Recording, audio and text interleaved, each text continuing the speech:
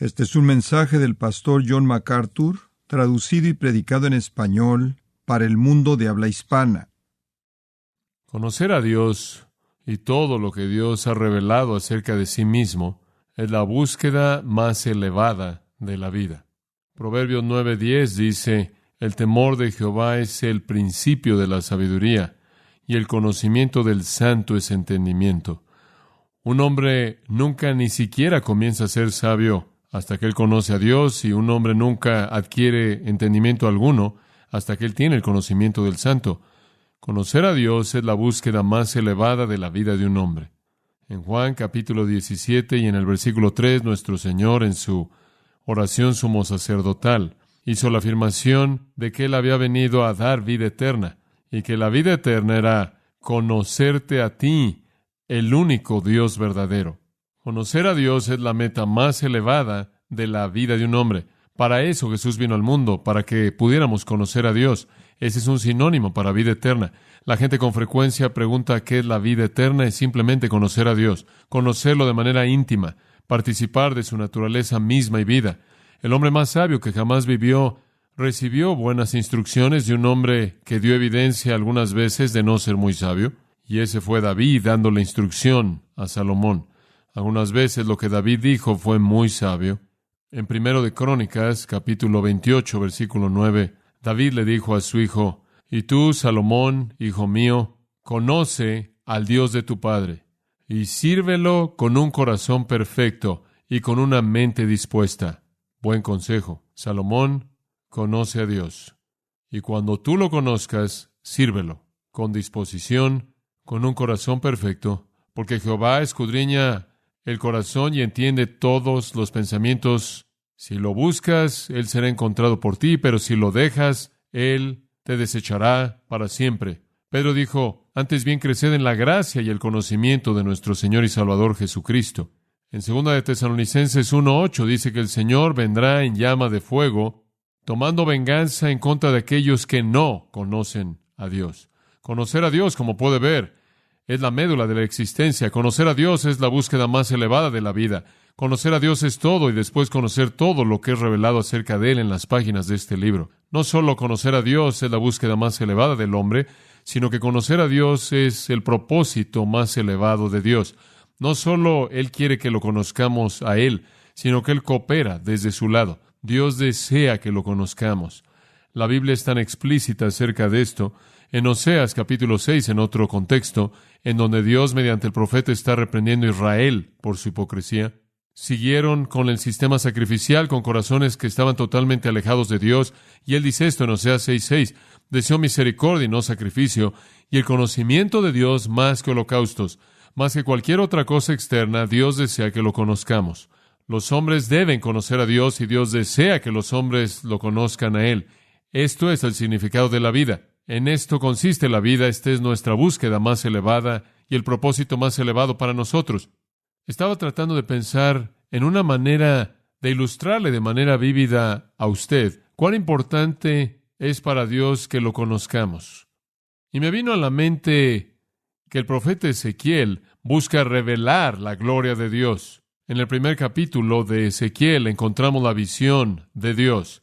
Y usted podría verlo por tan solo un minuto. Ezequiel capítulo 1 comienza con Dios. Dice: aconteció en el año 30, en el mes cuarto, a los 5 días del mes, que estando yo en medio de los cautivos junto al río Quebar, los cielos se abrieron y vi visiones de Dios. Ezequiel comienza su profecía al hablar de esta visión de Dios que él vio. Después, cuando usted va al final del libro de Ezequiel, usted no necesita pasar ahí. Simplemente dice en el 48:35, la última afirmación del libro: Jehová está ahí. Comienza con la visión de Dios de Ezequiel y termina con el Dios eterno reinando en su trono eterno, en su reino eterno. Ezequiel presenta a Dios en el 1:1 y cierra con Dios en el 48:35. Y ¿sabe una cosa? Todo en medio de estos dos puntos es un énfasis en la persona de Dios. Bueno, conforme vi esos dos extremos del libro de Ezequiel, pensé, me pregunto qué hay en medio que Ezequiel realmente sigue amartillando. Y entonces simplemente hice un estudio breve de Ezequiel y descubrí algo muy importante acerca de lo que Dios quiere que usted y yo sepamos. Veamos el capítulo 6 juntos. Ahora quiero que me siga. Ezequiel capítulo 6, versículo 7. Y voy a leer una afirmación de estos versículos, y usted lo hallará algunas veces al principio de un versículo, algunas veces a la mitad y algunas veces al final. Y simplemente lo voy a leer, versículo 7. Y sabréis que yo soy Jehová, versículo 10. Y sabrán que yo soy Jehová, versículo 13. Entonces sabrán que yo soy Jehová.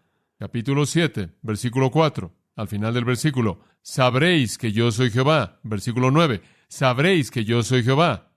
Además, y podemos estar saltándonos algunos en medio de estos puntos, vaya al capítulo 11, versículo 12. Sabréis que yo soy Jehová. Capítulo 12, versículo 16. Sabrán que yo soy Jehová. Versículo 20. Sabrán que yo soy Jehová. Capítulo 13, versículo 9. Sabréis que yo soy Jehová. 14. Sabréis que yo soy Jehová. 21. Sabréis que yo soy Jehová. 23. Sabréis que yo soy Jehová. 14:8. Sabréis que yo soy Jehová. Hay un mensaje aquí en algún punto. ¿Lo está entendiendo? Capítulo 15, versículo 7. Sabréis que yo soy Jehová. Avanzando al capítulo 20, versículo 12. Para que sepan que yo soy Jehová. Versículo 20. Para que sepan que yo soy Jehová vuestro Dios. 26. Para que sepan que yo soy Jehová. 38. Sabréis que yo soy Jehová. 42. Sabréis que yo soy Jehová. 44. Sabréis que yo soy Jehová. Ahora eso nos lleva a lo largo del 21 hasta el 22:16. Sabréis que yo soy Jehová. 24:24. Sabréis que yo soy Jehová Dios. 24:27. Sabrán que yo soy Jehová. Bueno, no voy a seguir, pero sigue y sigue y sigue y sigue hasta el fin del libro. Ni siquiera me molesté por contar cuántas veces, pero simplemente al ver el capítulo 39, lo veo 2 veces, una vez en el capítulo 38, y simplemente sigue y sigue hasta que llega al capítulo 40, y después Dios aparece en su gran reino milenario glorioso. Simplemente es una profecía entera dirigida simplemente para que usted sepa que yo soy Jehová. Ahora, ¿qué es entonces lo que Dios está tratando de decirnos? Él quiere que lo conozcamos. Este es el deseo de Dios para el hombre. Dios nos está escondiendo. Dios no es una especie de conejo de Pascua cósmico que está ahí escondido en un arbusto y está corriendo y Él está diciendo, está más caliente, se están acercando. Dios no está tratando de cubrirse a sí mismo. Él se ha descubierto a sí mismo y Él quiere que lo conozcamos, y ese es el propósito más elevado de la vida de un hombre. ¿Cómo es que lo podemos conocer? ¿Cómo podemos conocer a Dios? Bueno, como usted sabe, el profeta dijo, si me buscáis con todo mi corazón, ciertamente me hallaréis. ¿No es cierto? Salomón dio alguna información sabia en Proverbios 2:3. Él dijo, si clamares tras la sabiduría o el conocimiento, y levantaras tu voz por el entendimiento, si como la plata la buscareis, y la escudriñareis como a tesoros, entonces entenderéis el temor de Jehová y hallaréis el conocimiento de Dios. Salomón dijo, realmente solo hay una manera de conocer a Dios y conocer todo lo que se ha revelado acerca de Dios, y eso consiste en hacer de eso la búsqueda de tu vida.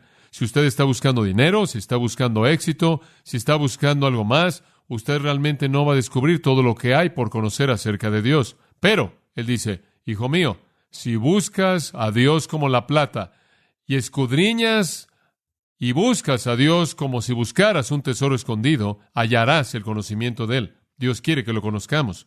Dios quiere que lo busquemos.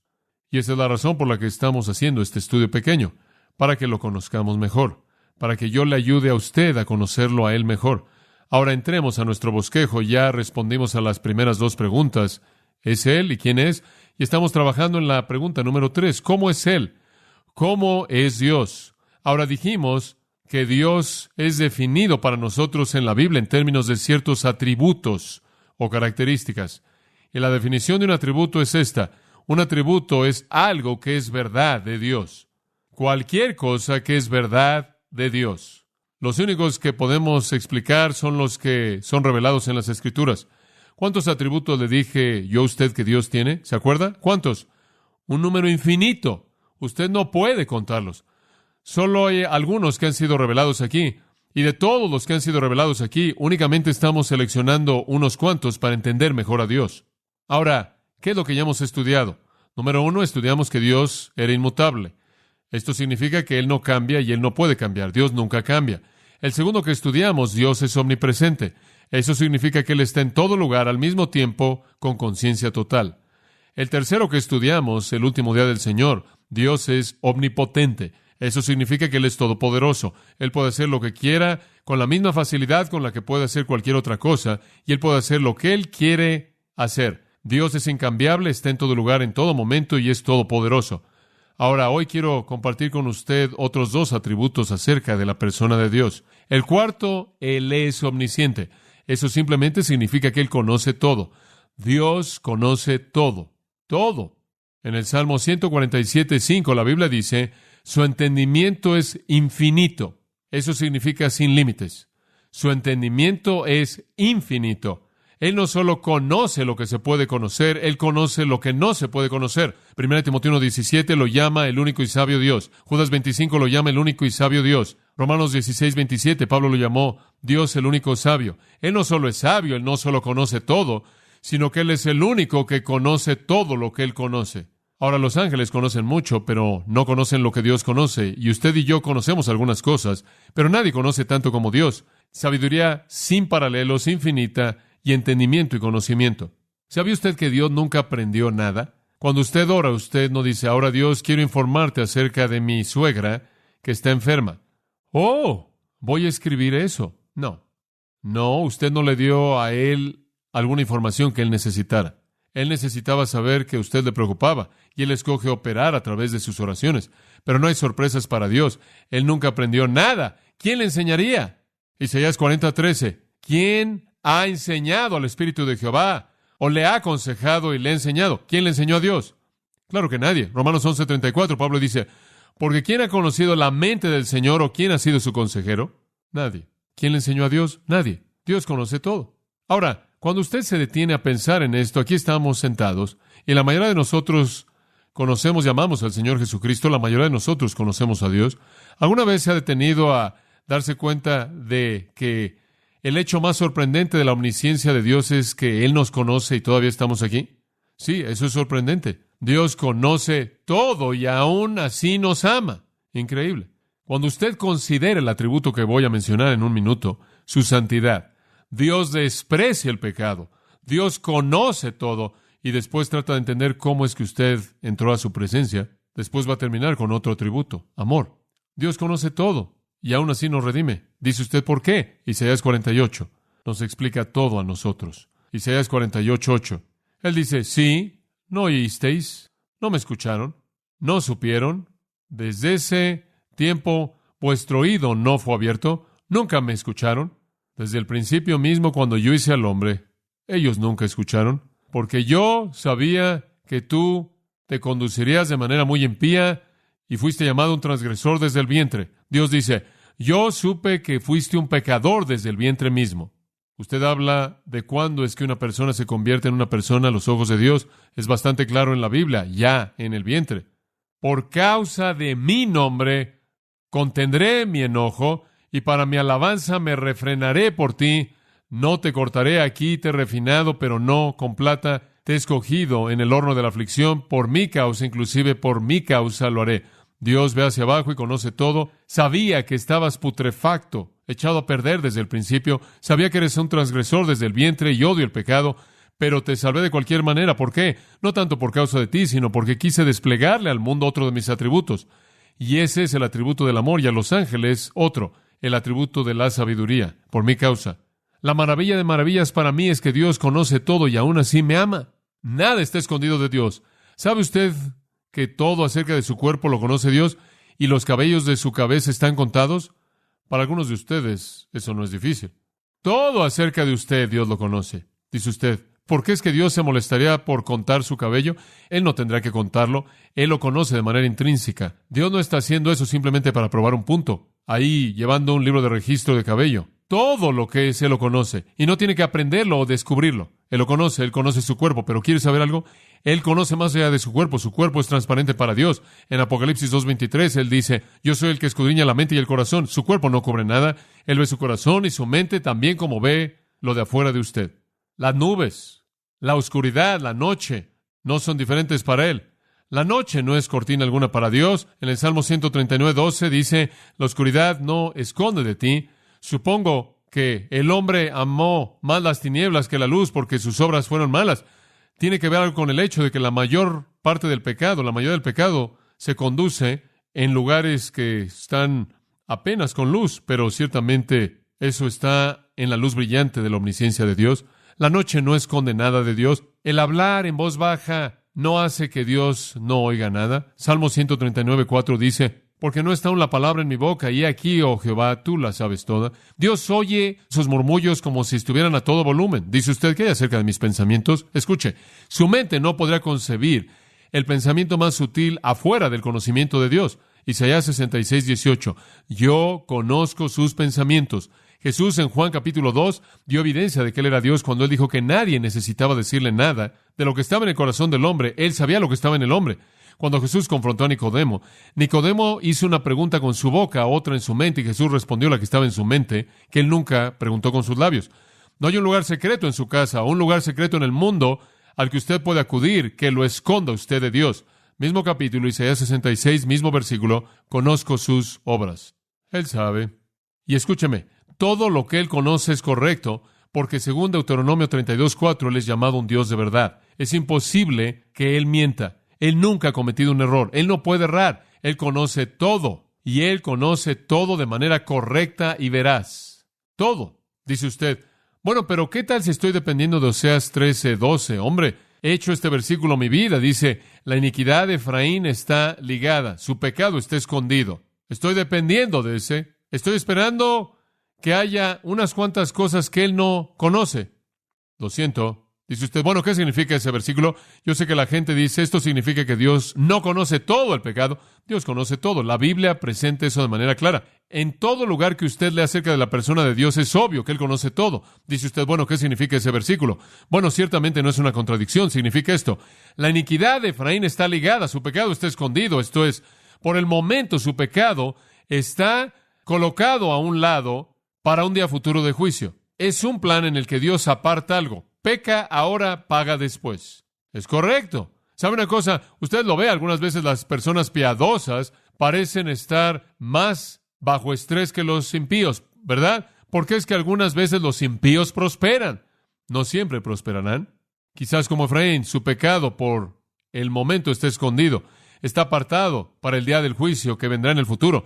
Ese es el significado de Romanos capítulo 2, versículos 5 y 6, donde Pablo dice, pero por tu corazón endurecido, impenitente, atesoras para ti mismo ira para el día de la ira. En otras palabras, estás pecando y estás amontonando un montón de pecado para un día futuro, para la revelación del justo juicio de Dios, quien dará a todo hombre según sus obras. Viene un día cuando ese juicio vendrá y ese pecado que ahora está siendo escondido o apartado para un día futuro será desenmascarado, castigado. Dios conoce todo, todo. Y eso nos lleva a un comentario al margen. Otro atributo de Dios que solo vamos a poder meter porque no tenemos tiempo para cubrirlos todos es el atributo de sabiduría. Ahora, escúchame. ¿Qué es sabiduría? Le voy a dar una definición simple. Sabiduría es omnisciencia actuando con una voluntad santa. Es omnisciencia actuando con una voluntad santa. Si Dios conoce todo, entonces todo lo que Él hace es absolutamente sabio. Si Él conoce el fin desde el principio, entonces Él conoce todo paso en medio de estos dos puntos. Si Dios sabe que esto es lo que usted es y esto es lo que usted será, usted quizás no entienda lo que está pasando en medio de estos dos puntos, pero Él sí, y todo es correcto. Si Él tiene conocimiento perfecto, Él tiene sabiduría perfecta. Omnisciencia práctica. Él conoce todo, todo. ¿Sabe una cosa? Usted puede conseguir muchas ilustraciones de la sabiduría de Dios. Usted puede ver la creación, todo desde el macrocosmos del universo hasta el microcosmos de los detalles de la vida, y usted puede ver sabiduría. Es absolutamente increíble cuán sabio Dios es.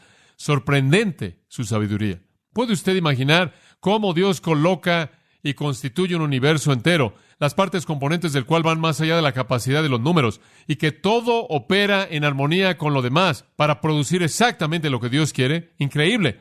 Y todo resultado a lo largo del proceso está cumpliendo perfectamente su sabiduría. La creación de Dios es un monumento a su sabiduría.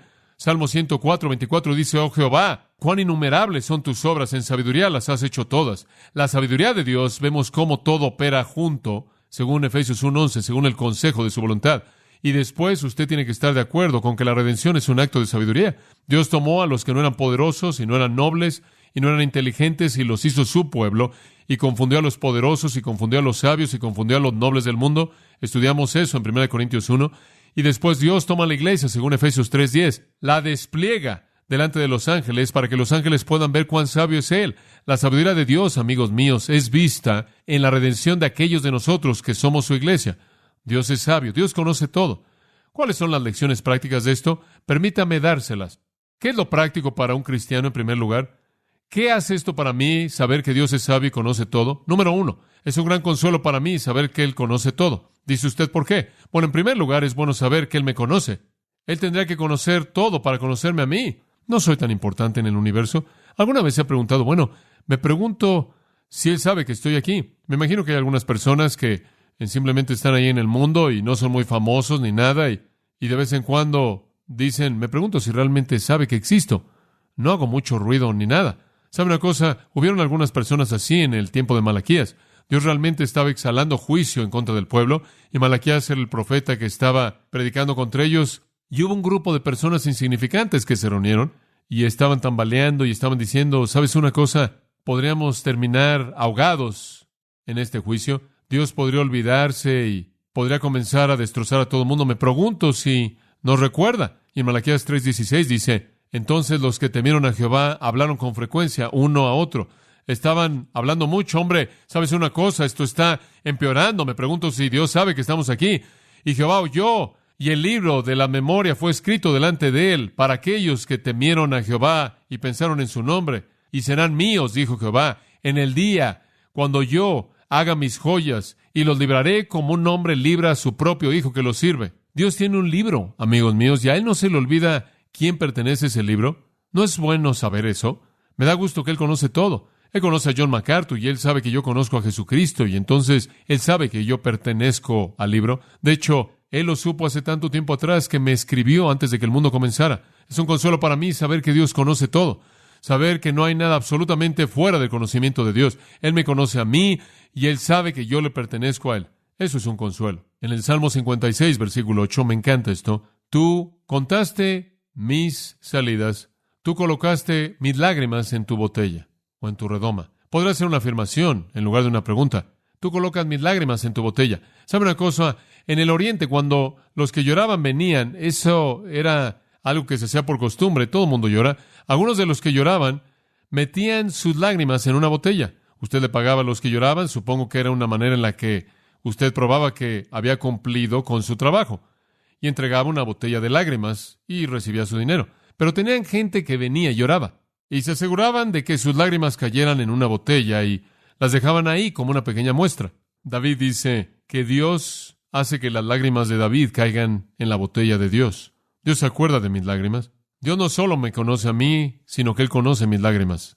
¿Es bueno saber eso? ¿Es algo confortante para usted que Dios conoce toda prueba que usted jamás enfrenta?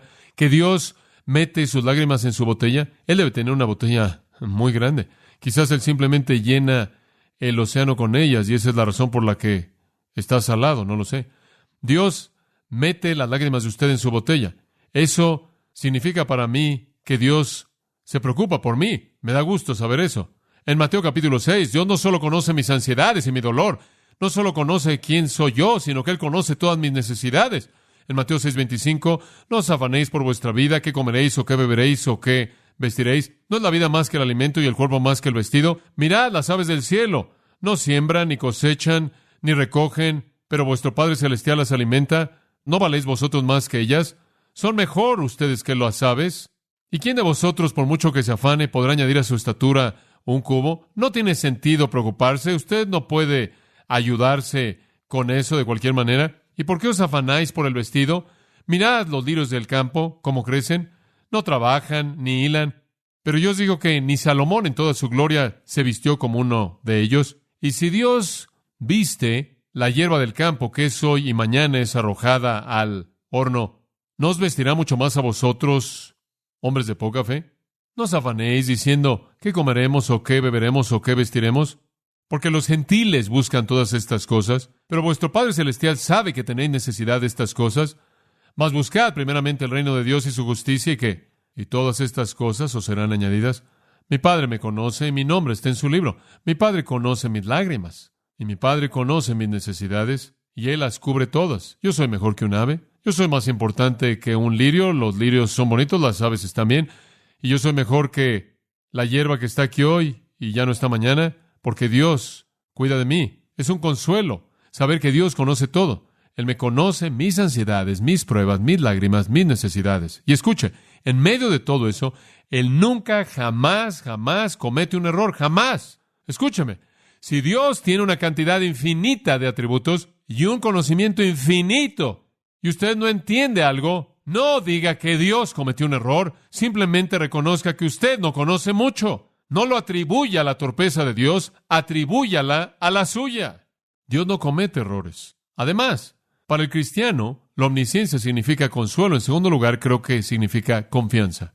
Hombre, solía pensar en la doctrina de la omnisciencia como todo menos confianza. Cuando yo era un niño pequeño, mis padres solían decir, quizás no sepamos lo que haces, pero Dios sí. Él ve todo. ¿Se acuerda de esa belleza? Solía escuchar eso. Él sabe. Y sabe una cosa, yo solía pensar que la doctrina de la omnisciencia realmente era un problema. Hombre, ¿qué problema? Después estudié Juan 21 y crecí un poco y me acordé de Pedro ahí. Y Pedro estuvo tratando de convencer al Señor de que lo amaba. ¿Se acuerda de eso? Señor, te digo, te amo. Y el Señor le siguió preguntando y preguntando. Finalmente él dice, Señor, mira, tú todo lo sabes, tú sabes que te amo. ¿A qué apeló? ¿A qué doctrina de Dios? ¿A qué atributo? Omnisciencia. La omnisciencia es algo maravilloso. No es tanto que Dios lo ve a usted y lo espía. Eso es solo la mitad. ¿Sabe usted que si no fuera por la omnisciencia hay algunos días en las que Dios ni siquiera sabría que usted lo ama porque no es tan obvio? Y si Él no conociera todo, Él ni siquiera sabría que usted se preocupa por Él. Supongo que en mi vida hay muchos días cuando yo no me distingo de alguien del mundo. ¿Estaría usted de acuerdo con eso para su vida? ¿Cómo es que Él sabe que yo me preocupo? Él tiene que conocer mucho. Él tiene que conocerlo todo. Él tiene que conocer mi corazón. Oh, eso me da confianza de que aun cuando fallo, mi amor todavía está seguro porque Él conoce mi corazón. Un tercer pensamiento, y ya hice referencia a este, es corrección. Escuche esto.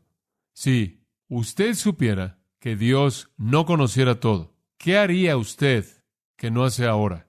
Piensa en esa. Ese es un verdadero ganador. Si usted supiera que Dios no conoce todo y que Él nunca se enteraría, ¿qué haría usted? Oh, mi papel no es lo suficientemente largo para escribirlo todo. Y entonces digo que el tercer resultado bueno, práctico de la doctrina de la omnisciencia es corrección.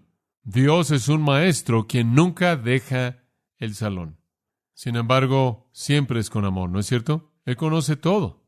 Si usted supiera, y piensa en esto, si usted quiere saber realmente en dónde tiene dolor, si usted quiere conocer sus pecados, si usted quiere saber en dónde está el nivel más bajo, más putrefacto, simplemente imagínese, ¿qué haría usted si usted supiera que Él nunca sabría?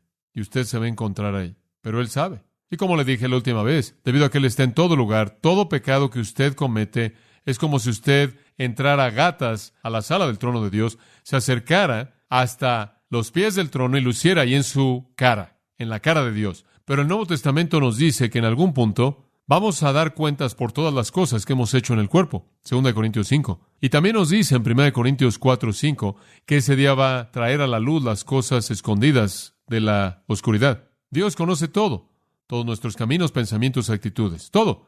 Para el cristiano, eso es corrección, hombre. Si Él lo sabe, no lo quiero hacer. No quiero afrentarlo. No quiero deshonrarlo. Eso es corrección. Y después la confianza que tengo en saber que Él conoce mi corazón y el consuelo que tengo en saber que Él sabe que soy de Él. Él conoce mis lágrimas, Él conoce mis necesidades. Él nunca comete un error. ¿Qué hay acerca del no cristiano? ¿Qué significa la doctrina de la omnisciencia para usted? Usted está aquí, usted no conoce a Dios, usted no conoce a Cristo, usted en cierta manera está viendo desde afuera, usted en cierta manera nos está evaluando. ¿Qué significa esto para usted? Número 1, permítame decir esto. Debería revelarle a usted la torpeza de la hipocresía. Si usted piensa que usted puede jugar un juego y salirse con la suya, usted está equivocado. Dios conoce todo. No piense ni por un minuto que Dios es engañado por usted. No es así. Él no es engañado.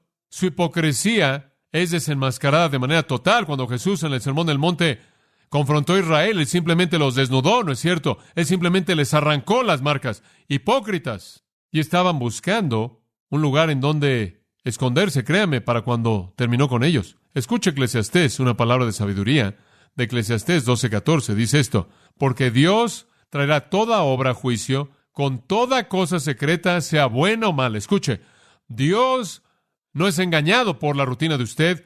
Dios no ve su máscara y dice, oh, Dios no es como el hombre. El hombre mira lo que está delante de sus ojos, pero Dios ve ¿qué? El corazón. Él lo ve usted de manera clara. Escuche, amigo mío, si usted no conoce a Cristo, más vale que usted reconozca desde el principio que usted no conoce a Dios, y sea cual sea el juego que esté jugando para tratar de aparecer como alguien bueno delante de Dios, no sirve. La torpeza de la hipocresía. Si Dios conoce todo, Él conoce mucho más de lo que usted cree que Él conoce. Lo segundo que yo le diría a un incrédulo o a alguien que no conoce a Dios es que hay una promesa de juicio preciso. En Romanos 2:2, Pablo dice, Dios juzgará según la verdad. Cuando hablamos del juicio final y el lago de fuego y quién es enviado al infierno, créame, ese juicio será un juicio justo.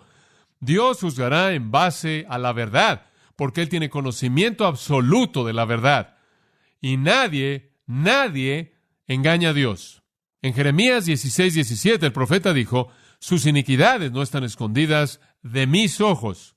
No se esconden. En 1 Samuel 16:7, el hombre mira lo que está delante de sus ojos, pero Dios ve el corazón.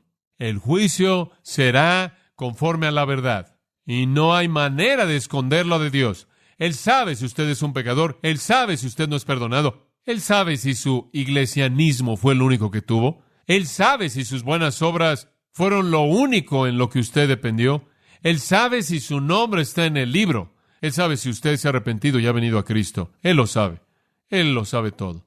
Y sus juegos no lo engañan a Él, ni los míos. Otra cosa que yo le diría a un incrédulo es esta: saber que Dios sabe todo debería señalarle a usted la insensatez de la sabiduría humana. Dios lo sabe todo. Entonces, si realmente quiere ser sabio, debería usted conocer el conocimiento de Él. Como Salomón le dijo a su hijo, busca el conocimiento. Él lo dice una y otra vez, particularmente el capítulo 8, simplemente lo repite desde el versículo 1 hasta el versículo 36. Adquiere conocimiento. Y el conocimiento es el conocimiento de Dios. Un hombre necio busca el conocimiento del mundo. 1 Corintios 1:19, destruiré el conocimiento del mundo. Destruiré a los sabios, dice él. La sabiduría de los sabios llegará a nada. Entonces, al incrédulo yo le diría, hay necedad en la hipocresía. Dios lo va a juzgar a usted según la verdad. No confíe en la sabiduría humana. Dios lo sabe todo. Eso es un consuelo para nosotros. Y debería ser una advertencia fuerte para otros. Dios es incambiable, Dios está en todo lugar, Dios es todopoderoso, Dios lo conoce todo. Finalmente, quiero hablarle en quinto lugar acerca de la santidad de Dios. La santidad de Dios. Dios es santo. Yo creo que este es el atributo más significativo de todos sus atributos. Esto para mí es la joya resplandeciente que está en la corona real de su cabeza. Este es el definitivo. Dios es santo. Cuando los ángeles cantaron, no dijeron, eterno, eterno, eterno. No dijeron, fiel, fiel, fiel. No dijeron, sabio, sabio, sabio. Poderoso, poderoso, poderoso. ¿Qué dijeron? Santo, santo, santo. Señor Dios Todopoderoso. Esta es la corona de todo lo que Él es. Él es santo. Éxodo 15:11. ¿Quién es como tú? Dice, glorioso en santidad, temeroso en alabanza, haciendo maravillas. ¿Quién es como tú, glorioso en santidad? Nadie. ¿Sabe usted que ese es su nombre? Salmo 111:9 dice, santo y reverenciado es su nombre. Santo es su nombre. Job 6:10 lo llama el santo. Isaías los oyó decir, santo, santo, santo es Jehová de los ejércitos, la tierra está llena de su gloria. Apocalipsis 4:8, las criaturas vivientes, santo, santo, santo. 1 Samuel, capítulo 2, versículo 2, habla de su santidad y dice que no hay santo como Él.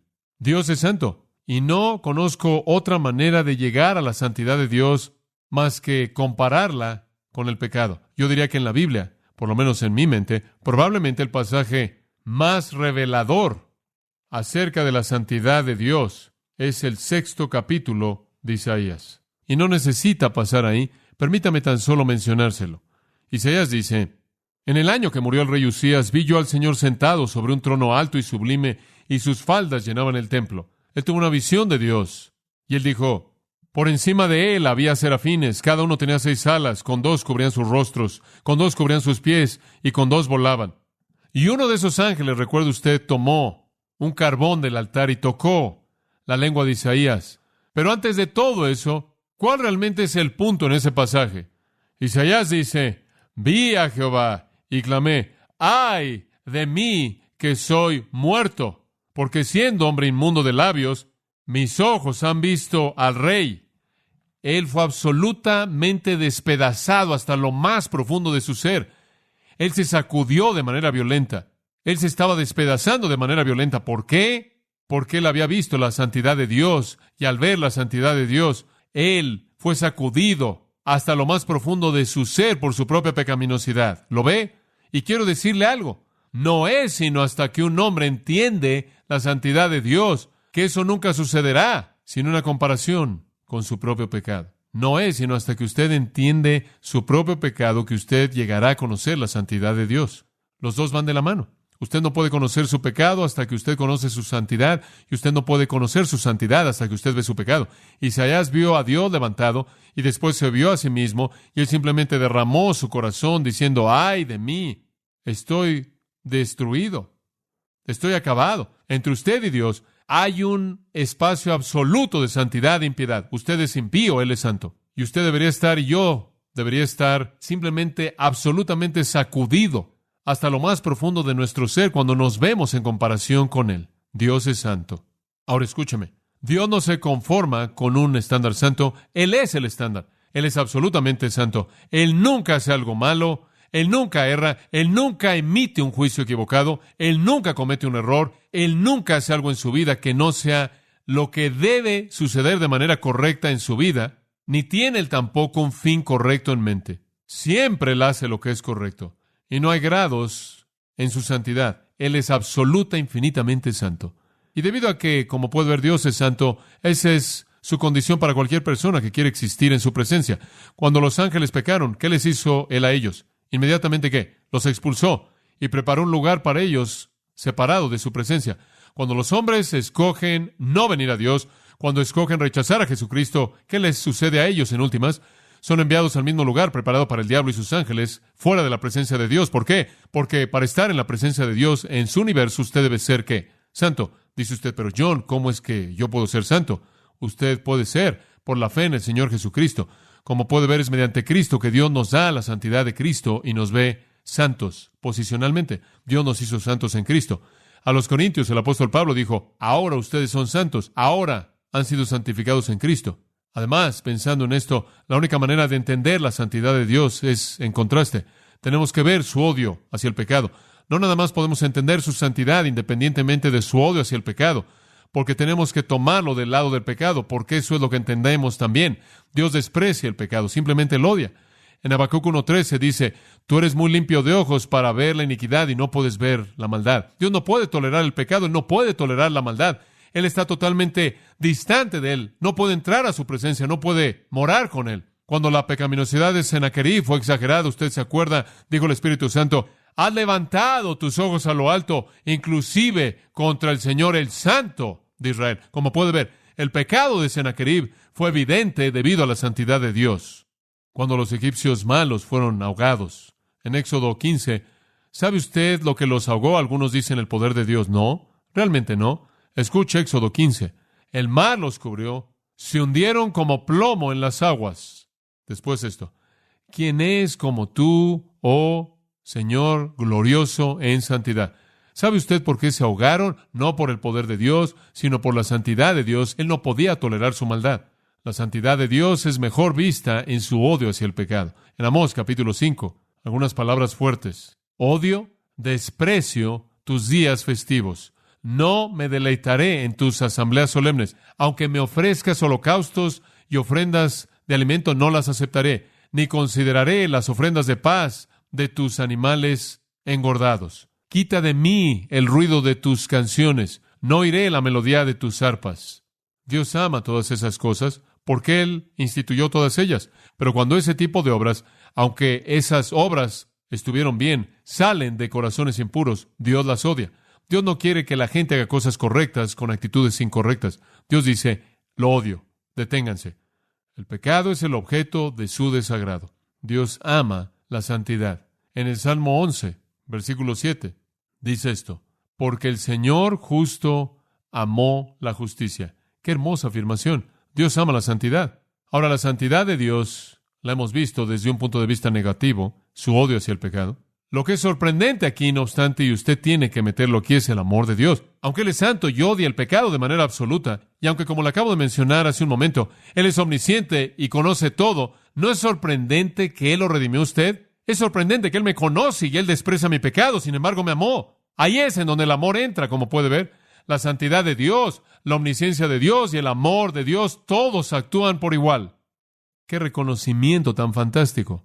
Dios supo todo de mí y Dios odió todo pecado en mí y aún así me amó. Traté de pensar en una ilustración para eso y supongo que será como el cáncer. Como usted sabe, usted amaría a su cuerpo, pero odiaría el cáncer. Y usted haría todo lo que pudiera por preservar su cuerpo y mantenerlo saludable, fuerte, y ministrar a sus necesidades y todo lo que pudiera hacer al mismo tiempo para destruir el cáncer. Usted odiaría lo que está ahí, pero no todo de manera total, y de alguna manera Dios ve al hombre y Él ama al cuerpo y desprecia el pecado. ¿En dónde ve usted la santidad de Dios revelada? Bueno, usted la ve en muchas maneras. Dios nunca quiere el pecado. No, nunca. Él decide permitirle a usted pecar si usted escoge hacerlo, pero Él nunca quiere el pecado. Dios nunca tienta a alguien a pecar. Dios no quiere que usted peque. Algunas personas deben pensar que Dios quiere que ellos pequen. Algunas personas me han dicho, ¿sabes una cosa? Lo que realmente debes hacer es tener una vida realmente pecaminosa y decirle a todo mundo cómo vives, y después, cuando cuentas tu conversión a muchas personas, la van a creer y van a decir, ¿qué transformación? ¿No es eso maravilloso? Entonces, Dios realmente debe querer que estés en el lodo para que tengas algo que decir, muy convincente. ¿O no? Dios no celebra el pecado de nadie. Nunca. Y Dios nunca tienta a un hombre a pecar. Santiago 1, 13 y 14. Dios no tienta a nadie. Pero la santidad de Dios es vista en cosas muy positivas. Por ejemplo, su santidad es vista en la creación, para comenzar. En Eclesiastés 7:29, y vamos a cerrar con estos pensamientos. En Eclesiastés 7:29, Él dijo, Dios hizo al hombre recto, pero han buscado muchas cosas. Dios hizo al hombre recto. Cuando Dios hizo al hombre, Él era santo. La santidad de Dios es vista en la creación. En segundo lugar, la santidad de Dios es vista en la ley moral. La ley moral todavía permanece, aunque el hombre ha tratado de destruirla y hacerla a un lado. La ley moral todavía permanece en el mundo y esto muestra que Dios es santo. Romanos 7:12, Pablo dijo, la ley es santa, el mandamiento es santo, justo y bueno. La ley moral de Dios muestra que Dios es un Dios santo. Cuando Dios estableció una ley moral justa, Él mostró que Él es un ser moral, santo y justo. Y creo que también la santidad de Dios no solo es vista en su creación, y no solo en su ley moral, sino veo la santidad de Dios en su ley sacrificial. Cuando veo a Dios estableciendo a todos esos animales como un sacrificio, veo a Dios diciendo que la muerte es el resultado del pecado. Y quiero que vean eso, y quiero que lo vean bien. Y cada vez que esas personas hacían un sacrificio, veían la mortandad del pecado, y eso probaba la santidad y la moralidad de Dios. La santidad de Dios es vista en la creación, en la ley moral, la ley sacrificial. La santidad de Dios también es vista en el juicio contra el pecado. En el juicio contra el pecado. Cuando usted estudia la Biblia y usted ve, por ejemplo, en 2 de Tesalonicenses, capítulo 1, a Jesús viniendo en llama de fuego y vengándose de aquellos que no conocen a Dios ni obedecen el Evangelio. Cuando usted ve en Judas 4 esos impíos que están condenados por sus obras impías, que han hecho de manera impía en contra de Dios, usted ve cómo Dios odia el pecado y su juicio contra el pecado es un reflejo de su santidad. Él debe castigarlo. Y quizás de manera suprema, la santidad de Dios es vista en la cruz.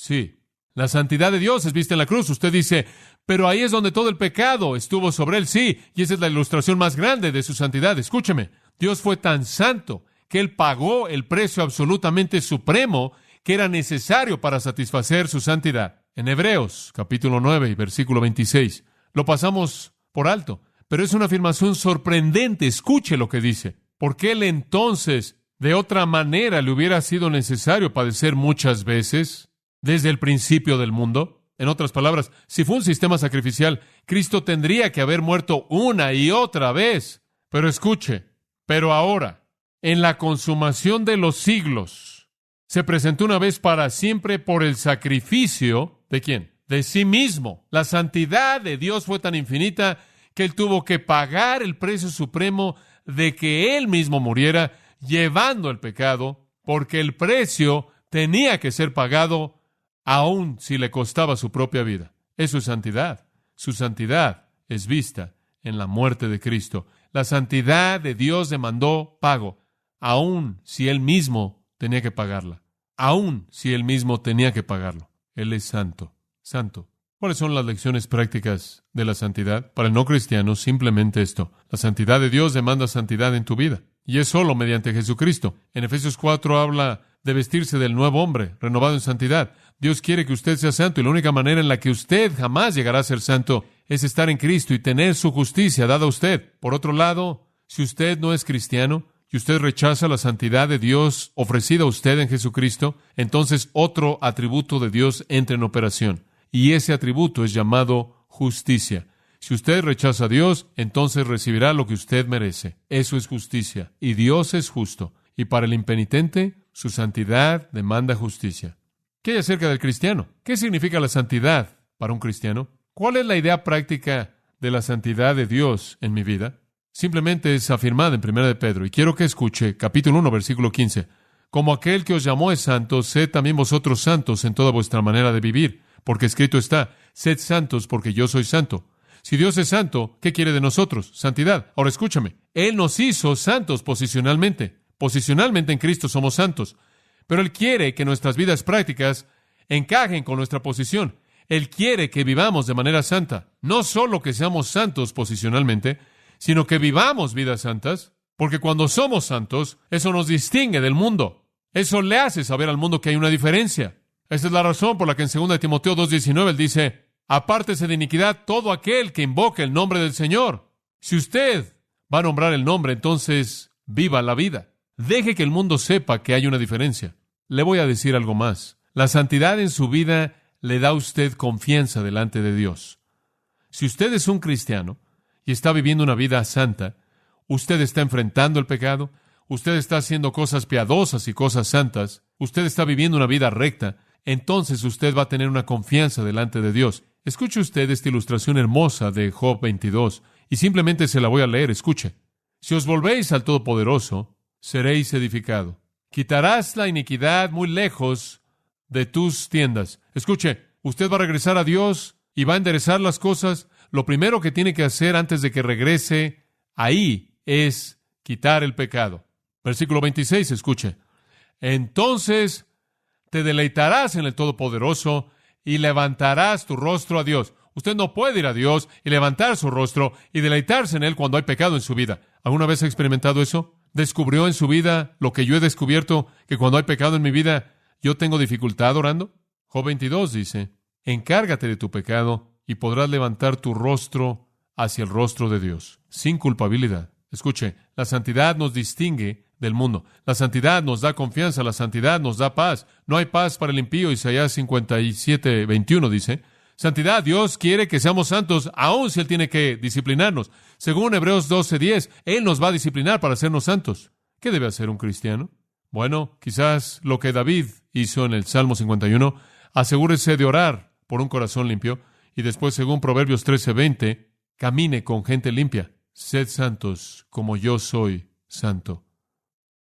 Oremos. Padre, gracias en esta mañana por tu revelación de ti mismo a nosotros. Encomendamos estas palabras y pensamientos a tu cuidado, que den fruto en nuestras vidas. Confirma en nuestro corazón estas verdades, Padre. Despídenos con tu bendición para traernos de regreso en esta noche, esperando que aprenderemos más acerca del adversario y seremos victoriosos en tu poder. Te alabamos en el nombre de Cristo. Amén. Usted ha escuchado a John MacArthur, maestro bíblico de gracia a vosotros. Para más información y acceso gratuito a todos los mensajes de John, así como una lista de libros incluyendo la Biblia de estudio, visite la página web en gracia.org. Gracia a vosotros y el pastor John MacArthur se reservan toda protección y derecho de autor bajo la ley que esté vigente. La información de derecho de autor está disponible en gracia.org, que incluye instrucciones para limitar la duplicación de este archivo digital. Gracia a Vosotros es una organización sin fines de lucro dedicada a desarrollar recursos desde las enseñanzas del pastor John MacArthur, las cuales ofrecen la verdad de las Escrituras. Por otra parte, su apoyo en oración y sus donaciones al ministerio nos ayudan a lograr este propósito para equipar a miles de personas de habla hispana. Si desea hacer una donación o ofrenda, puede hacerlo utilizando su tarjeta Visa, Mastercard, Discovery o American Express, ingresando a gracia.org, y si vive en Estados Unidos o Puerto Rico, también puede llamarnos al 1-866-5-GRACIA, esto es, 1-866-547-22